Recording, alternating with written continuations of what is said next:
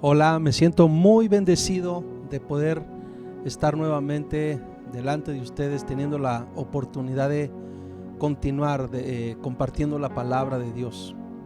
Hemos comenzado ya un estudio que estamos llamando ¿Cómo es la iglesia de Cristo? Y vamos a estar estudiando y comentando varias características que yo sé que la mayoría de ellas o todo lo que estamos comentando en algún momento o de alguna forma son cosas que conocemos todos, que hemos escuchado, pero como muchas veces lo hemos comentado, creo que nos cae bien, creo que es muy útil que estemos recordando y recordando y recordando tanto como nos sea posible a qué Dios nos ha llamado y cuál es el carácter que expresa la verdadera iglesia de Cristo. Saben que en general y además históricamente la iglesia siempre ha estado sufriendo muchos ataques, siempre ha sido un blanco de constantes y constantes críticas, de constantes y constantes ataques, y muchas veces por la forma en cómo aquellos que están o que estamos dentro de la iglesia, que somos parte de ella, a veces no hemos dado un testimonio sólido, un testimonio contundente. A veces hemos expresado un carácter que está tan alejado del corazón de Dios, y eso, con mucha tristeza hay que decirlo, eso ha generado muchas veces crítica, decepción, etcétera, etcétera. Pero saben, también lo cierto es que no está bien que nos centremos en eso. No es correcto que nos estemos solo centrando en engrandecer el pecado, en estar señalando el mal. No, tenemos que venir a las Escrituras y tenemos que aprender y tenemos que recordar, como les estoy diciendo ahora. Por eso es que en este estudio tengo en mi corazón el deseo de que vayamos con calma, de que vayamos paso a paso, de que nos tomemos el tiempo para estar leyendo cada escritura, cada texto, porque sin duda alguna hay muchísima enseñanza en ello.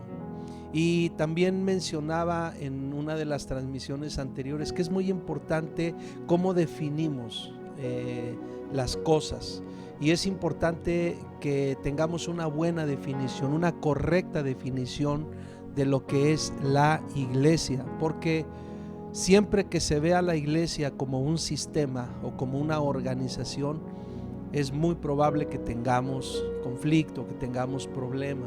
Pero si aprendemos a ver a la iglesia como es definida en las Escrituras, como cuerpo de Cristo, como parte de Cristo, entonces creo que eso nos ayudará muchísimo a tener una visión y una perspectiva diferente, porque la iglesia en realidad eres tú, la iglesia somos las personas, la iglesia somos aquellos que ponemos nuestra fe en Dios, aquellos que reconocemos la obra de nuestro Señor Jesucristo en la cruz. Entonces somos o venimos a ser parte de la iglesia, venimos a ser miembros de la familia de Dios.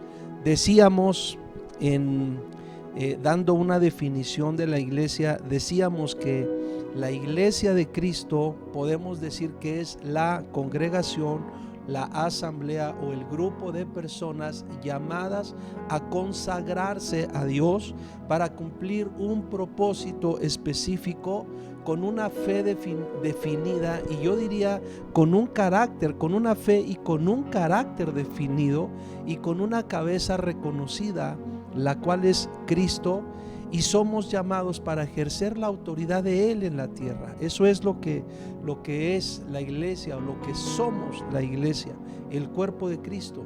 Y ya mencionamos básicamente en la transmisión anterior, mencionamos específicamente que la iglesia de Cristo es una iglesia que vive sin afanes.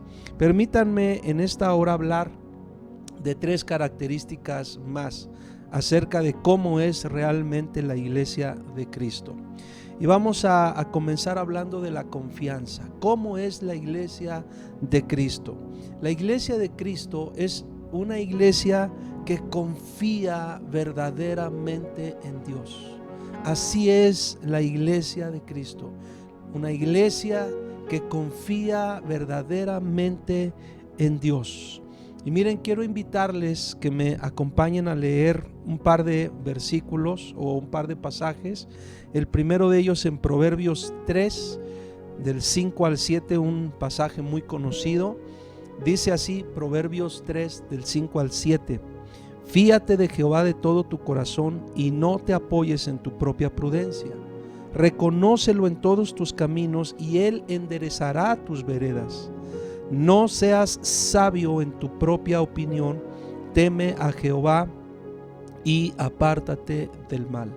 El versículo 5 comienza diciendo, fíate de Jehová de todo tu corazón. Luego acompáñame a leer por favor Proverbios 14:26, en donde dice la escritura, Proverbios 14:26. En el temor de Jehová está la fuerte confianza, y esperanza tendrán sus hijos. Mira, la palabra confianza implica básicamente tres cosas: fe, certeza y aliento. Esas tres cosas son las que por definición están implícitas en la palabra confianza. Y la confianza toma otra fuerza cuando se coloca o cuando se dirige a Dios, no cuando descansa en nosotros mismos. Es decir, cuando la confianza realmente se pone en Dios y no en el hombre o no en nosotros, la confianza toma otra fuerza. ¿Por qué lo digo? Porque uno puede observar en las propias escrituras varios pasajes que nos enseñan este principio. Por ejemplo, confianza es la que tuvo Job en medio de las circunstancias o en medio de sus propias circunstancias. En el libro de Job, en el capítulo 19, versículos 25 al 27, leemos lo siguiente.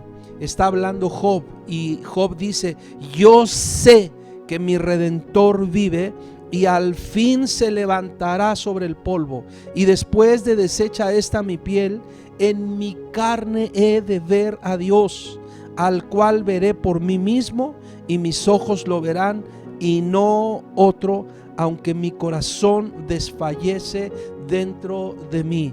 Noten cómo está hablando una persona que ha aprendido lo que significa la verdadera confianza en Dios. Y noten cómo habla una persona que ha entendido que la confianza es certeza. Por eso estoy haciendo énfasis en ese versículo 25, en donde Job dice: yo sé que mi Redentor vive. ¿Qué sabes tú de Dios? ¿Qué sabes? ¿Qué sabemos de Dios? Porque lo que sabemos de Dios sin duda alguna es edificado también por la manera como Dios se ha venido revelando a nuestras vidas. Y estoy seguro que Dios se ha venido revelando muchas veces y de muchas maneras a tu vida en muchas circunstancias que te han tocado vivir. Yo creo que hay que entender que la confianza no es un dicho. La confianza no son palabras, la confianza es certeza. Repito y hago énfasis otra vez en esa expresión que Job dijo: yo sé que mi Redentor vive.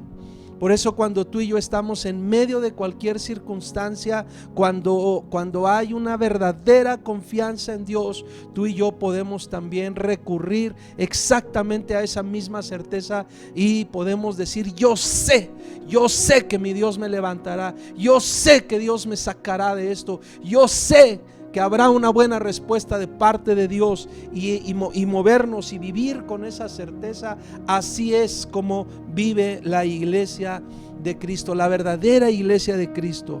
Te repito, la confianza no son palabras, la confianza no es un dicho, es certeza, no es un decir, es una posición espiritual. Eso es la confianza, una posición espiritual, es una postura interna. Eso es la confianza, Muchas personas dicen que confían en Dios, pero cuando están en medio de sus circunstancias, o cuando están en medio de circunstancias adversas, reniegan de Dios, o peor aún, hasta llegan a blasfemar en contra de Él. Confianza es el carácter de todo el capítulo 11 de la epístola a los Hebreos, en la cual leemos: es pues la fe, la certeza de lo que se espera, la convicción de lo que no se ve, porque por ella alcanzaron buen testimonio los antiguos. Por la fe entendemos haber sido constituido el universo por la palabra de Dios, de modo que lo que se ve fue hecho de lo que no se veía. Por la fe Abel ofreció a Dios más excelente sacrificio que Caín, por lo cual alcanzó testimonio de que era justo, dando Dios testimonio de sus ofrendas, y muerto aún habla por ella. Por la fe Enoc fue traspuesto para no ver muerte, y no fue hallado porque lo traspuso Dios, y antes que fuese traspuesto tuvo testimonio de haber agradado a Dios. Y así podemos seguir leyendo todo el capítulo. En el versículo 7, por ejemplo, podemos ver el énfasis que la palabra de Dios dice: por la fe Noé preparó el arca. En el versículo 8, por la fe Abraham obedeció. En el versículo 11, por la fe Sara recibió fuerza y dio a luz aún fuera del tiempo. Y dice: porque creyó que era fiel quien lo había prometido. Y el versículo 13, conforme a la fe murieron todos estos sin haber recibido lo prometido, dice, sino mirándolo de lejos y creyéndolo y saludándolo y confesando que eran extranjeros y peregrinos sobre la tierra. Eso es confianza, eso es certeza, que aún no teniendo las cosas en tu mano, tú no dejas de creer, que aún no teniendo las cosas quizás por las cuales oras o por las cuales tú estás pidiendo, aún cuando no las tienes, tú sigues creyendo y sigues avanzando y sigues yendo hacia adelante. Así es la verdadera iglesia de Cristo. Y si seguimos leyendo todo el capítulo 11, vamos a ver una secuencia de acciones y acciones y acciones y acciones, todo el tiempo dando la palabra de Dios un testimonio precioso acerca de cómo es la verdadera confianza. Y dice los últimos 2 versículos del capítulo 11: y todos estos, aunque alcanzaron buen testimonio mediante la fe, no recibieron lo prometido, proveyendo Dios alguna cosa mejor para nosotros, para que no fuesen ellos perfeccionados aparte de nosotros. Así como esos hombres de los que leemos en la Biblia fueron llevados a situaciones, a etapas, a eventos, a circunstancias muy personales, difíciles, complicadas. Muchos de ellos quizás hasta vivieron circunstancias muchísimo más graves de las que tú y yo hemos tenido que enfrentar. Ellos nos enseñan lo que significa la confianza, o a través de esas experiencias podemos aprender lo que es la verdadera confianza. Y así es la iglesia de Cristo, personas que viven confiando en Dios verdaderamente, personas que ponen su completa seguridad en Dios, personas que ponen su completa seguridad en la palabra de Dios, en el propósito de Dios, personas que no tienen la fe a Dios solo como un bonito mensaje en su boca, sino que la demuestran a través de una inquebrantable confianza. Personas que aún a riesgo de su vida permanecen firmes en Dios. Saben, la confianza en Dios no se muestra solo en los mejores escenarios o en las mejores circunstancias. Se muestra siempre bajo cualquier circunstancia.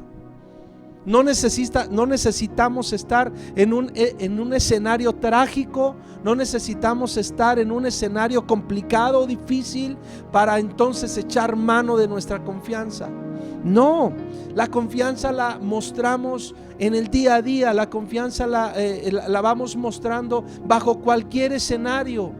cuando hay cosas buenas, cuando hay cosas malas. Es decir, no necesitamos tener una terrible presión sobre nosotros para entonces mostrar que confiamos en Dios. La confianza, repito, es fe. La confianza es certeza y la confianza es ánimo. Así son las personas que verdaderamente confían en Dios. Así es la iglesia de Cristo. Personas que realmente confían en Dios.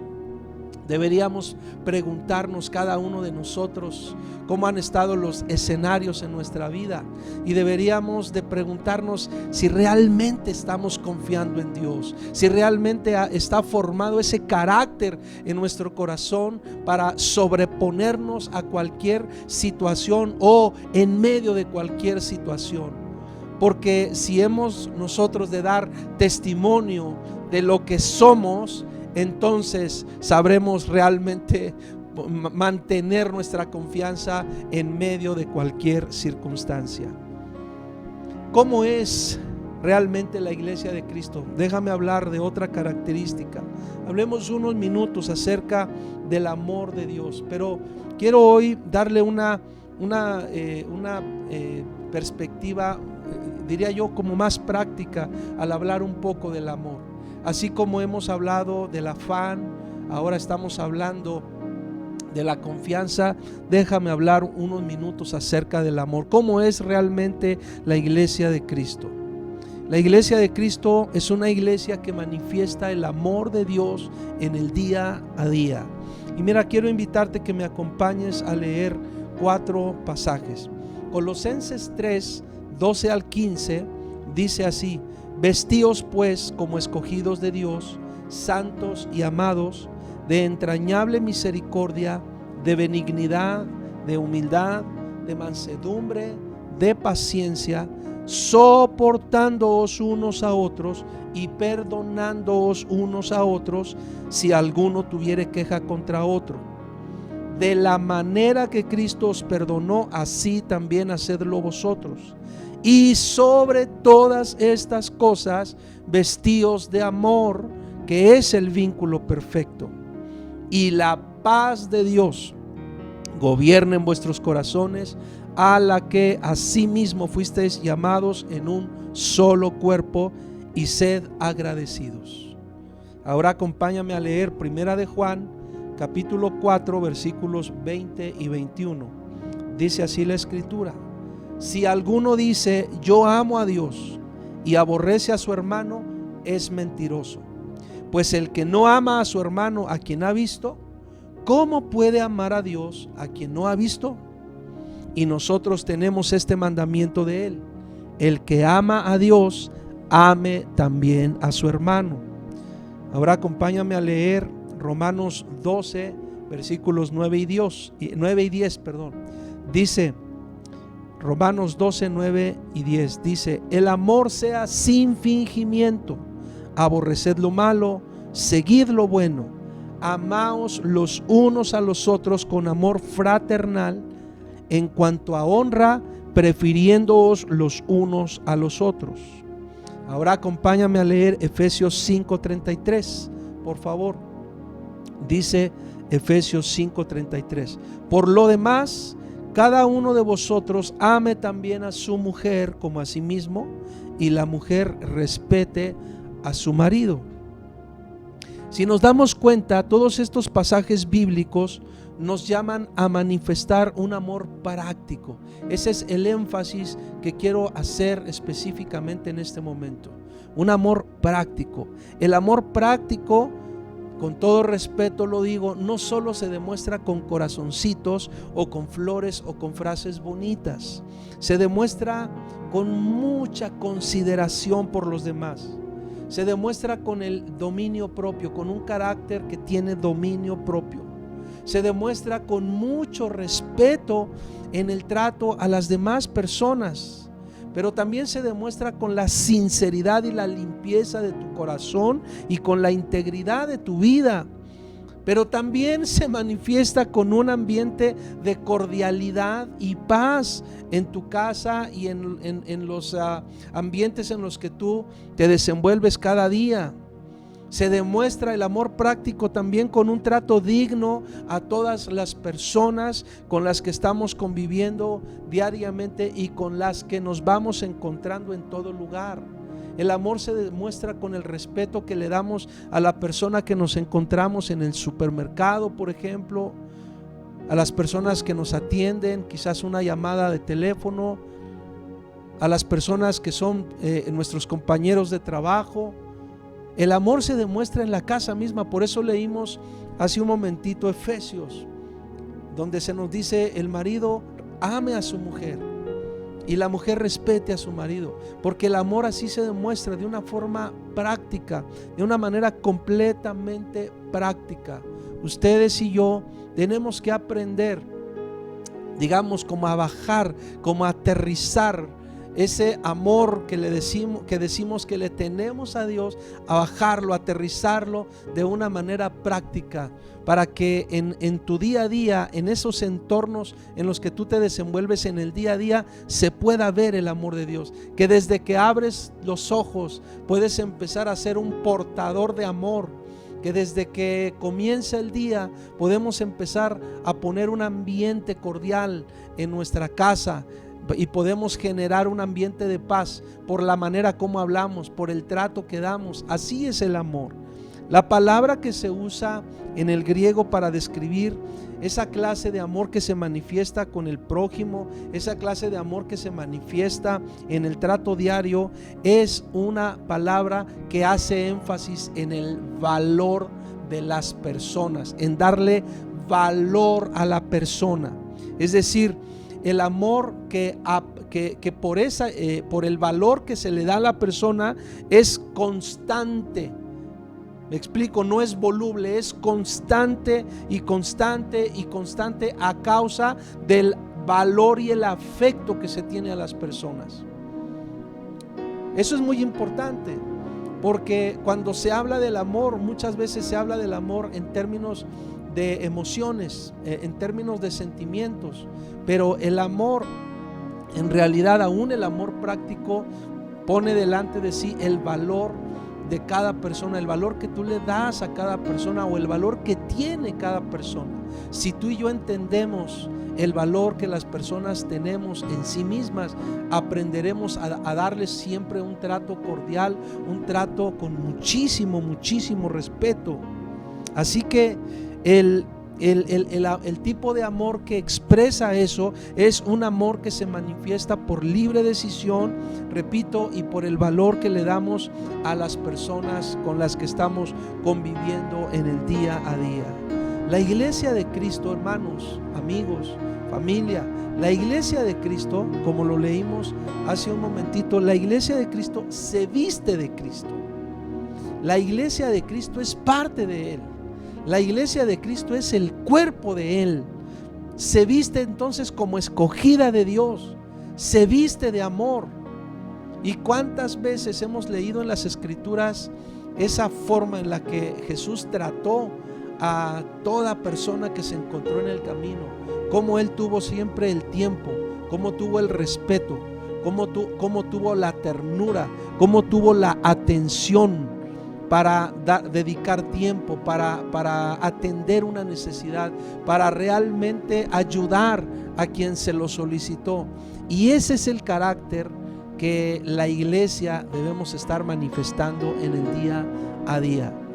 El ser o el tener más bien la conciencia de que somos la iglesia, de que somos cuerpo de Cristo, nos debería ser en sí mismo un regalo, y debemos sentirnos privilegiados no tanto por el nombre en sí, sino por la labor o la función a la que somos llamados de parte de Dios para manifestar en el día a día con nuestros semejantes, con nuestro prójimo. Pero el prójimo incluye a los que tienes más cercanos. Así es que, como dice un dicho, no seamos candil de la calle y oscuridad de la casa. No pongamos todo nuestro esfuerzo por tratar de mostrar el amor hacia nuestros semejantes afuera de la casa y maltratemos terriblemente a los nuestros, a aquellos con los que convivimos, con los que vivimos en el día a día. No. tengamos el carácter de Cristo y empecemos a testificar acerca del valor que cada persona tiene. Hay que dar entonces tiempo, hay que dar atención, hay que tener mucha consideración. Por eso me encanta esa palabra que se lee en las Escrituras: soportándoos unos a otros. Y eso no significa que uno tiene que estar aguantando y aguantando caprichos y berrinches. No, pero eso tiene que ver mucho con considerar a las personas, con no ser fácil o sueltos al estar hablando, no estar poniendo murmuraciones en nuestra boca. Si realmente amamos como Cristo ama, consideraremos a las personas a partir del valor que tienen como personas, y entonces demostraremos el amor de Dios. Así es la iglesia de Cristo, una iglesia que ama como Cristo. Vamos a parar aquí. Yo les había dicho que íbamos a mencionar 3 características, pero vamos a parar aquí para no extenderme tanto en el tiempo, y continuaremos en la siguiente transmisión. Pero antes de despedirnos, quiero invitarte que inclines tu rostro, que me acompañes a orar, porque si tú y yo o cualquier persona que nos está escuchando, que nos está viendo, tal vez tú necesitas volver a retomar tu confianza en Dios. Tal vez tú necesitas volver nuevamente a poner en tu corazón el amor de Dios, para amar, para considerar a las personas. Tal vez si has estado viviendo con ciertas amarguras, con ciertos resentimientos, con ciertos enojos, yo creo que este es un buen momento para que le pidamos perdón a Dios y dejemos que Él sane nuestro corazón y realmente demos testimonio de lo que es la iglesia de Cristo. Si quieres acompañarme, inclina tu rostro para que oremos. Padre, en el nombre de Jesús, gracias por tu palabra y gracias por tu presencia en nuestros corazones. Gracias por enseñarnos, por hablarnos en la sencillez de la palabra que nos hace entender los asuntos del día a día. Y yo oro en este momento para que toda persona que está abriendo su corazón y en este momento te está pidiendo perdón, en este momento está entregando su vida a ti, pueda recibir exactamente el amor que viene de ti, el amor perfecto, y sea libre, sea sana y pueda empezar a mostrar entonces la fuerte confianza en ti. Permite que seamos sanos, libres, salvos en el nombre precioso de Jesús. Amén y amén. Muchas gracias por su tiempo, y continuaremos este estudio, cómo es la iglesia de Cristo. Bendiciones.